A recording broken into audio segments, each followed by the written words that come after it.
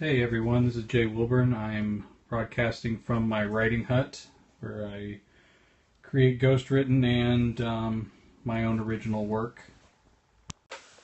I am currently involved in the Summer of Zombie blog tour and a bunch of authors that are on there. This is the year that I kind of took over as admin for that particular blog post, blog tour, and Armand Rosamalia, who's on the tour this year, had run it himself for a number of years and asked for someone to kind of take over as admin, so I kind of helped out with that. Each day, the different authors that are featured on the tour share different posts, and we're on the 8th day of that tour. Authors on there include Armand Rosamalia, who's on the 6th book of his Dying Day series, Jack Wallen, who wrote the iZombie book series and is on the 2nd book of his Last Casket series. Sean Chesser did the Surviving the Zombie Apocalypse series, and his 10th book is Drawl. Rob E. Boley does Scary Tales, and his 5th book is Goldilocks versus the Mummy. Great series there that mixes horror and zombies and monsters with fairy tale retellings. Anne Riley wrote Southern Zombies and is on the 4th book of that. Kathy Denise's in her Hellbound series. Ricky Fleet is on the 2nd book of his Hellspawn series. Brent Abel just completed Southern Devils, and that's going to be a trilogy, I believe, and the 1st book of that is featured on the tour. Peter Welmerink is known for the Transport series, but is featuring Joe Cross, his newest series out of that. Mark Tufo is a prolific author, does a number of series, including Zombie Fallout and several others. His featured work is the 3rd in a trilogy of the Timothy trilogy, which takes zombies in a very different direction. James Wallace is on the 2nd book of the Zombie Theorem series. Derek Isles has a wide range of work, and his collection is featured, which is Cat Fernado, Zombies, and One Killer Doll. And he co-writes a good bit of work with his brother Mark Cusco Isles, who is featuring Zombie Park, and that's going to be an ongoing series, several books in there. Eric Shellman is just completed his Dead Hunger series, and that finishes with the 9th book. And then the last author on that tour is C.A. Verstraete. She is the author of Girl Z, My Life as a Teenage Zombie, but is featuring Lizzie Borden's Zombie Hunter on the tour. So all those authors are on the Summer of Zombie tour. You can find those posts if you go on social media, Facebook or Twitter. You can look up the hashtag Summer Zombie, and you'll find a lot of people sharing those. You can also go to jaywilburn.com, JAYWILBURN, and you can see, go back and look through all the posts. And then there's an event page, the Summer of Zombie Tour, June 1st through 30th, on Facebook, and you can kind of see what's going on there. A number of videos, some Ask Me Anything posts by the authors where you can actually interact with them, and then giveaways and all of that. So all that's going on the event page. I want to talk a little bit about Jack Wallen's post today. It's called The Lasting Power of Zombies. And he talked about Jack Wallen, writer of a lot of books that I really like, does the iZombie series and the Last Casket series. And he was talking about, why do zombies stick around? Like, why do we see them everywhere? My favorite part about this question as an author who writes about zombies, and then, of course, who reads all this work too, this question's been asked for 20 or 30 years. So you go back all the way to, Romero beginning sort of the modern concept of the zombie in the 60s, and then coming forward to the late 80s and then into the 90s when you started seeing the books.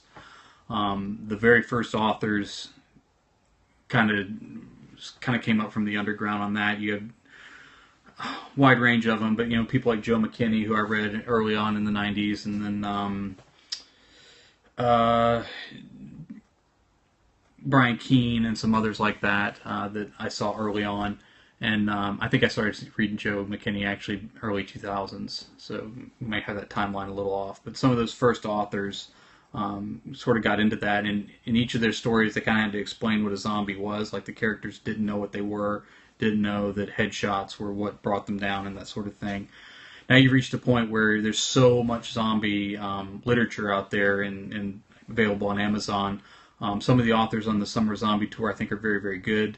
But then you look through Amazon, you can find some very, very bad zombie stories. And same thing with movies. You can go through and find some decent zombie movies, a few great ones, and then a lot of bad ones. Now I'm a big fan of bad zombie movies, so I'm probably a bad example on that one. In the books, I'm a little less forgiving. I want a better story. So you get to a point where it's unusual to actually hear the idea of a character that wouldn't know what a zombie is. And this was even before The Walking Dead became big, and sort of it got to the point where even people who don't really read or watch zombie movies or books, they all have a zombie plan. So nowadays it's sort of inundated into the culture. And so the question's still being asked and being asked again, when are zombies over? Jack's point is that they have a lasting power. One of the things he talks about is the what if. Like everybody likes that what if type thing. How would I survive? What would I do? What is my plan? He talks about that it's so common that you'll get those posts on Facebook where you got like the object to your right is going to be your weapon, and how screwed are you, that kind of thing. And so the fact that that's out there all over the place kind of shows that it's sort of in the psyche of the culture.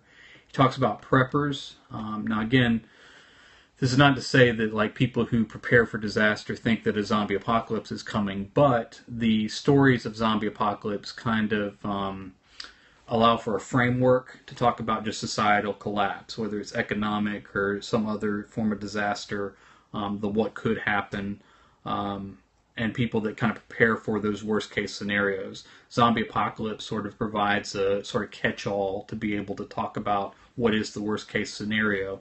And if you sort of prepare for that, then you're prepared for anything that goes wrong. And so they kind of take that standpoint. And that idea of being prepared for anything sort of fuels the discussion of zombies as well. We talked about the metaphor, the idea that zombies are used as...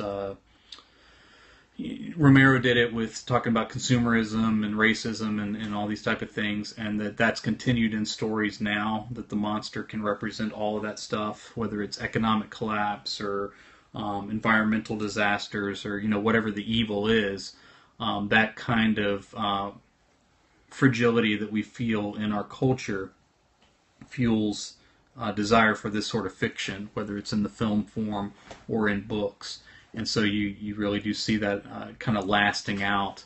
My opinion is that also that you just have a wide range of work out there. So even though you got some stories that don't live up to their potential, you got a lot of great writing out there too, authors that write about zombies. Again, I suggest you check out the Summer of Zombie Tour. There's an event on Facebook that you can look at. You can also just pull up the hashtag Summer Zombie, and you'll see like all these posts that the authors have put out there. And then you can go to jaywilburn.com and see those posts all shared there, jaywilburn.com, and you can go to the blog post and just kind of go through old blogs and scroll through those. But any of those places you can pull up some interesting discussion. They got teasers where you can see samples of the work. And just a number of things like that. So hope you'll consider looking on at the tour, kind of give your opinions on these posts. You can leave comments and that sort of thing in the event or on the posts themselves, and kind of keep a discussion going. So if you're a fan of the genre or have your own opinions, feel free to jump in on all of that. So again, thank you very much for your time.